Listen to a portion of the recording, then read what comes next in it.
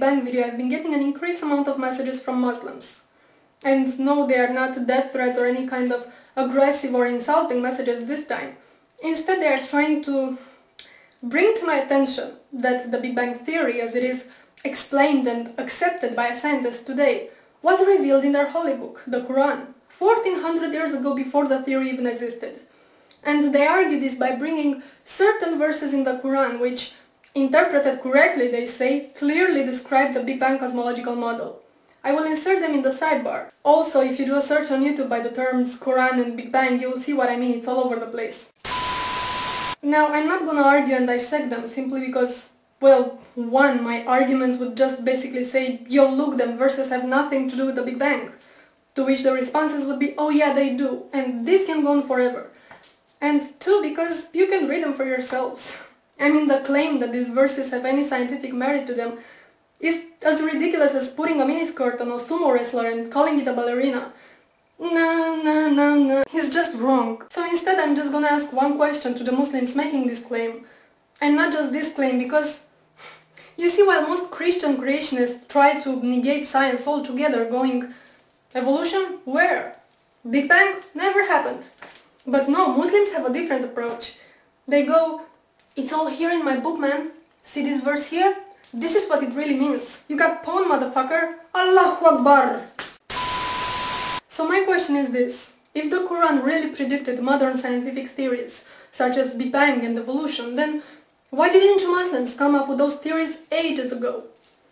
If all those things were revealed in your holy book 1400 years ago, it means that you had 1400 years at your disposal to explain to us infidel fools how things really work. But you didn't, did you? It was only after the Big Bang theory was worldwide accepted by the scientific community that you decided to claim, well, Allah said it first. And same goes with evolution. So, why? I'm just asking. You know, there's something really bugging me, and it always annoyed me on some level, but it just seems to annoy me more and more, is how religious sensitive we are. And especially when it comes to Islam. I'm sure you remember when Western Standard magazine published those cartoons, those Muhammad cartoons, that all hell went loose. And the publisher of the magazine was interrogated by the Canadian Human Rights Committee because he disrespected this holy religion that doesn't even know the meaning of human rights. It's sadly ironic. And this wasn't an isolated case. The same thing happened to Maclean magazine, I think it was, in 2008. Or the movie Fitna, which got banned. And the filmmaker was prosecuted and investigated and banned from entering the UK. All this while he was under constant death threats from Muslim extremists who were offended that he portrayed Islam as being violent. Again, the irony. And what annoys me even more is the converts.